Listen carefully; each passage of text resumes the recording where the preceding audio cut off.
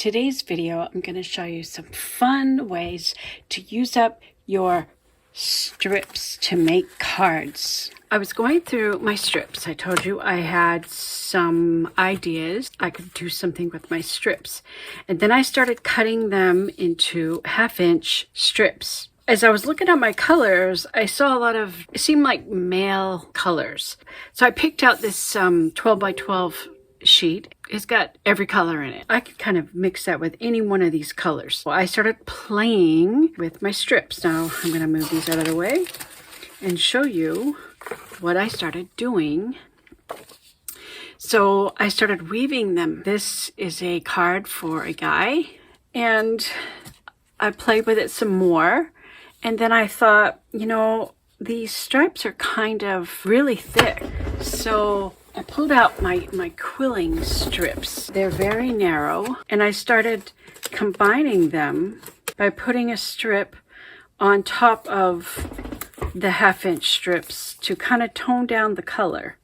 So I started gluing it down like that. I liked that a little bit better, but I still feel like these stripes being a 1/2-inch wide are kind of heavy, and that's okay for a guy. And my thought was plaids, you know, guys wear plaids. So I wanted this to be a card for a guy, and that'll work. That'll work for a guy.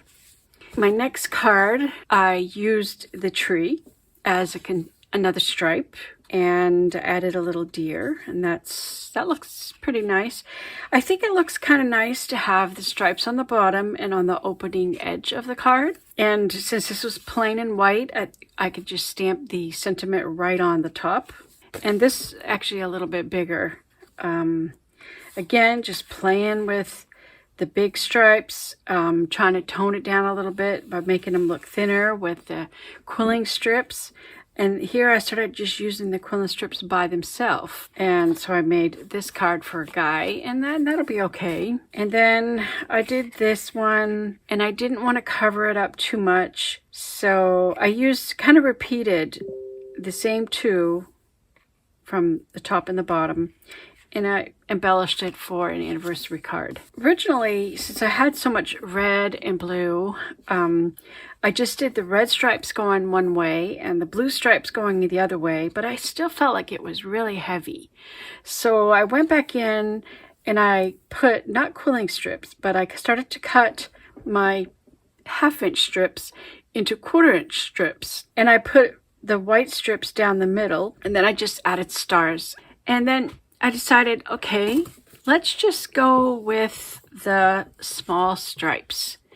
And so I came up with this card, and I think that looks really nice. And I think I prefer the 1/4-inch strips opposed to the 1/2-inch strips. I feel like the 1/2-inch strips are really heavy, and the 1/4-inch strips are so much nicer. This here, I actually cut off it. This is supposed to be this way, but I cut off the leaf and decided to make it follow the L-shaped pattern here.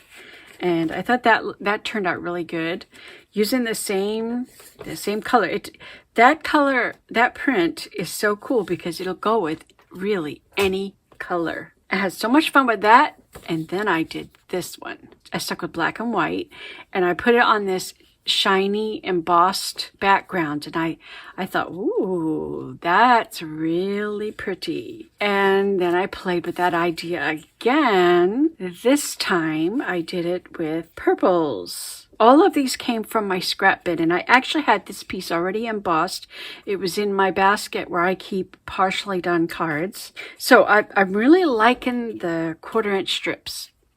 And then I said, let's do something a little bit more bold. And so this is the Herringbone Pattern. It's basically 3 under, 3 over, 3 under, 3 over. And it turned out really fabulous. I want to do one in black and white, and maybe one with a solid and a print. And I decided to fill up the whole thing, and I'll probably just put a very small sentiment on it, like this.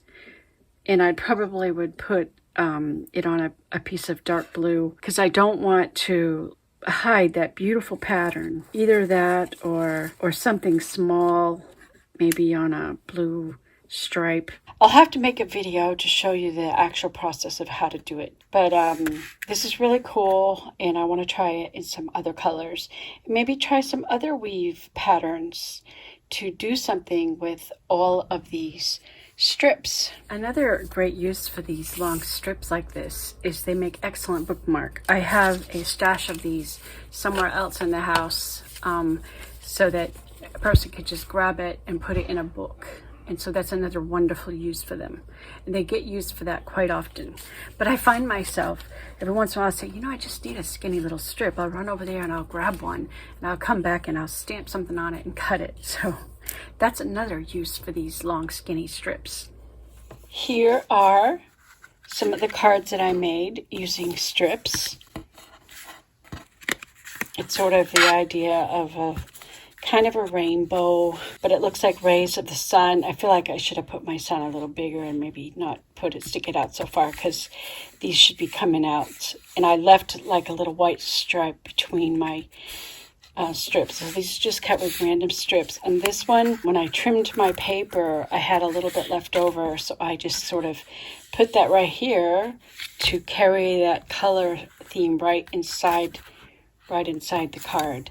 And that is another great use of the strips from your scrap pile. When I'm cutting strips, I'll start off with 1 inch, and then I'll go to 1/2 inch, and then I'll break them down even further into 1/4 inch. All strips will go into my strip bin.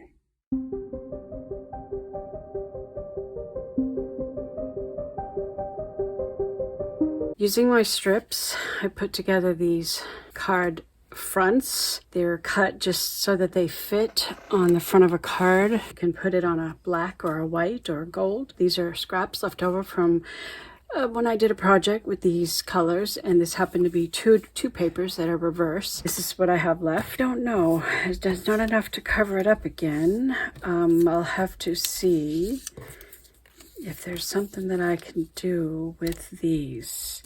It's a possibility I might be able to come up with something, but I will play with it. What I did is I went through my papers and I sorted colors that are, similar, and I'm going to play with them and see what kinds of patterns, card fronts that I can create. So I grouped them together with a clip, and I've got different color arrangements. I'm going to play with those and come up with some more designs. Ready? I'm not going to make the whole cards. I'm just going to make card fronts so that I have them ready. And this is what I did with the remaining scraps. I used some washi tape to help tie it together. So that'll work. I put it on a black card base. So these scraps will go into the trash. I did, however, create these leftover pieces, but they will go with my strips. So, and I have this nice 12-inch box, so I can put all my long strips here. But I have exhausted this leftover scrap, and they are card bases that are ready to make a card. So now I'm going to play with some different colors. Okay, I think I've done pretty well. All of these papers came from the same set. They're sort of an artist series. They look like different paintings. This kind of reminds me of Monet's garden. Lily pads. There's different paintings and canvas with some brush paint on it. And so I used all the colors together. I do want to make a note. Once you put your stripe on, the other ones need to go perpendicular, like this. Try not to do this where it winds up right at the corners. This doesn't look the best. It looks better if you have one on the corner and one not on the corner. It just looks better. This is not the best looking card. Okay, it's never good to go all the way across and cutting it directly in half. That's actually a bad composition. But anyways, I thought I did it. I had this on the corner, so I said this will be to the side, but then I didn't realize, yeah, it does. If one of the sides ends up in the corner, then you're gonna have it from corner to corner. Okay, so I got 5 card fronts or whatever, and you can use any kind of paper for the backing. You can use computer paper. I'm using drawing paper, any kind of thin paper. It doesn't have to be cardstock. You save your cardstock. So then I started to run out of colors, and I decided to limit the palette. Notice that this doesn't have any of the red in it, and doesn't have any of that or that in it. So I just stuck with this one print, and I pulled in some solid colors, some peach and some baby blue. But I think I made it work, combining these colors. Now with this one, I was able to pull this together by using the light, a little bit of the light blue. Also, here's another thing. It looks good if you repeat. This is repeated. This is repeated. This is repeated. The blue is not repeated. So probably I should have had, maybe this piece should have been blue just to repeat it. It just helps to pull it together. This is all about composition. 2 reds, 2 oranges. I got 2 of those. Oh, when you do the ones that are going this way, try to get them so they don't line up perfectly. You don't want them to be straight across. I think I tried not to do that. The only place I did was right here. One thing I should not have done, see how this is the same as that? It kind of runs in a straight line. Probably not the best idea, but at least it's broken up by this coming into it. Just a few tips about composition. There's really no specific order. Okay, so with this one, I pulled it together. Maybe it would have been nice to have blue here, but I was trying to get a little bit more of that since I didn't have much of it left. Well, now I'm down to slim pickings. This is what I have left. I have this peach. The other side is blue, so I have lots of blue. There's very little bit of this color. I have hardly none of that. But this orange will go with the peach that's in here, so I'm going to use that side. The red, it ain't going to work for this, but the other side is that. So I'm probably not going to be able to use any of that right there. Just put that out of the way because that's not going to work. And these are too small. I won't be able to use those. So this is what I have left. I have lots of this blue, which is that color. So I think I could probably do one more card. So I'm going to attempt to do another card. I'm going to start with this really nice big piece. Remember, when you put it on here, if this side's on the corner, make sure it comes off on the side. You don't want it to go from corner to corner because it doesn't look good. So I'm going to put that on like that. I'm just going to put glue on this part of it. Put my biggest piece because everything else is getting kind of small. This is a nice long piece, so I think I'll do that. I could either put it on this side or I could put it on that side. And I think it looks good to have a little white space between. I think it just helps.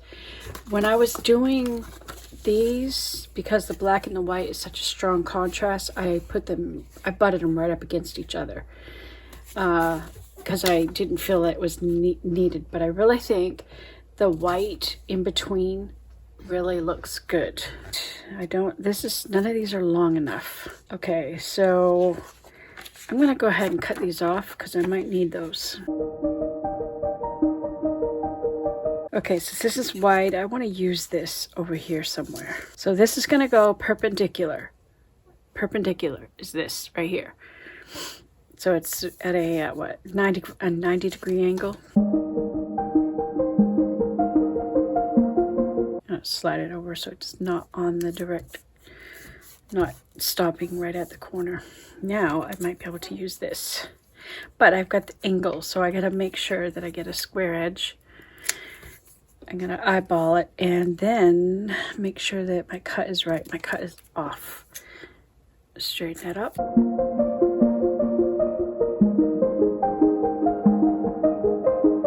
And I am working on my silicone mat, so if I get some glue over the edge.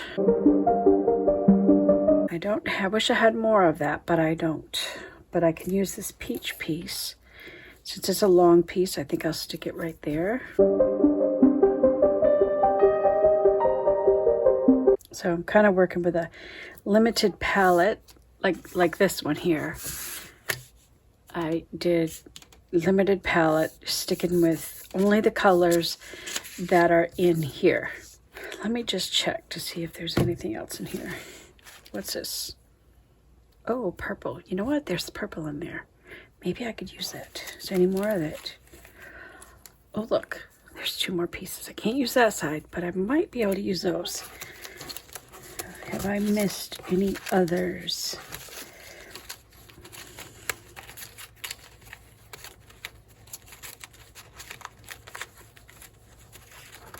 Oh, look at that. Ooh. What's this? Same one. Oh, look at that. I just found a bunch of purple. I could use purple. You know why? Because there's purple in it. Oh, yeah. Yeah. Definitely gonna do that. Now we must repeat some purple over here. I always like to lay it, see how it looks before I decide. I need to have things going this way. I want to see if I can use that piece. I'm going to go ahead and flip this over and trim these.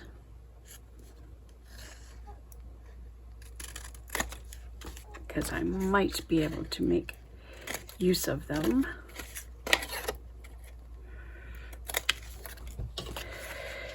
Okay. Oh, I like the purple. Yeah, and I've got the blue too. I can use the blue. Okay, we need to have some of that color over here. Let's see.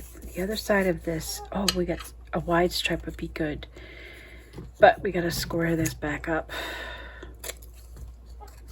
I don't want it here because that would be directly across. So we put it maybe over here. And leave a small triangle that we could probably put. Yeah, that would be good. Actually, let me put the triangle on first. Ooh, I like that purple. Nice. All right, let's see. We could change direction. We don't have to go in the same direction. Like this could go that way. It don't have to go this way. It can, since this one's going that way, I think it'd be nice if it went this way. So I'm gonna do that. All right, what should go there? Maybe a light blue, but I can't just have blue in one place. I'll think about that. Because I need to have the peaches only in one place, so we have to have the peach somewhere else. We could put peach there. Oh, we could put peach here. See, my pieces are getting small.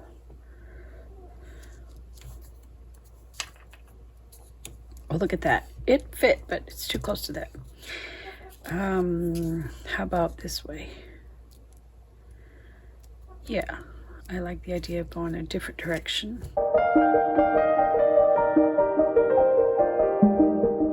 We have this repeated, we have that repeated, we have this repeated. I think we have enough of this color actually. Do I want to put the light blue in it? I think, let's see, we could put some, oh, we only have one of those blues, so we have to definitely need some blue here. Since that's going this way, it would be good for it to go the opposite way. That just brings balance to the composition. Okay, we have everything repeated. Now we have to decide about these empty spaces. I'm gonna cut these off in case I need them. Okay, that's looking pretty cool, I think. All right, something has to go there. Could be blue. We haven't got any blue in here yet. If we do it, we have to put it in 2 places. Might be nice to go that way. If we do that, we could do this. All right, let's square this up. I'm just going to look at it for the moment as I think about 3 solid stripes right side by side. Maybe this way, and then Let's see, what do we got? Can we fit? Yeah, we could get that in there. And what will go here? Can't be purple, can't be blue. It could be one of these.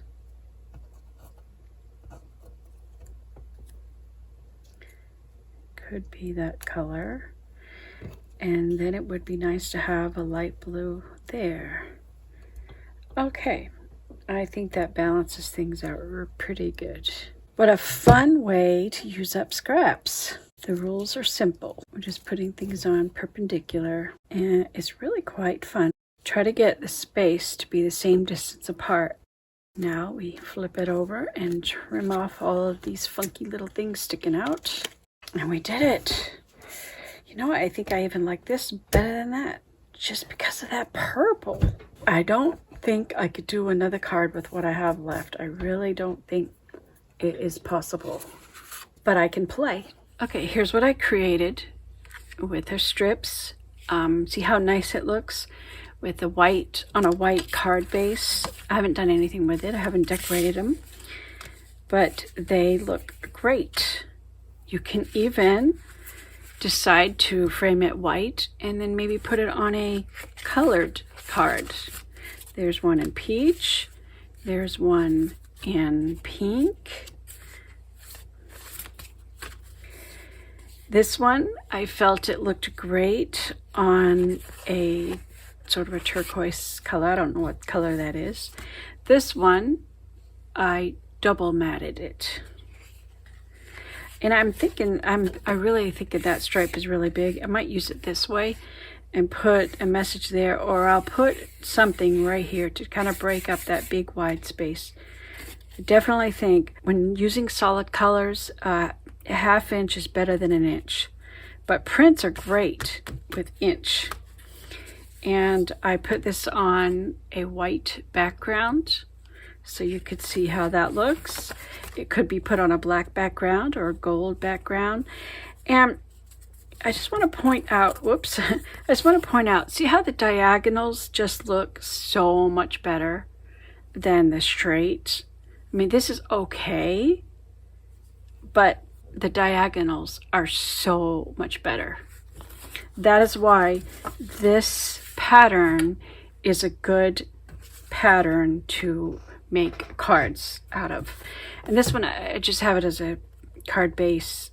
I actually cut it too wide. I should have trimmed it down. Now, when I did these, I did them on a larger piece of paper, and then on the back side, I trimmed, measured, and cut them down so that they would fit the cards appropriately.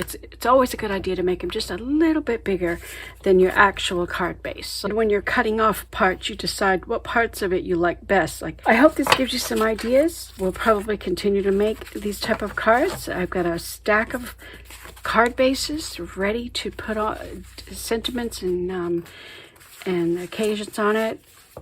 So I think I'm going to have a separate box for all of my starter cards, I guess that you call it. They could just be note cards just as they are. But I probably will put a sentiment on them.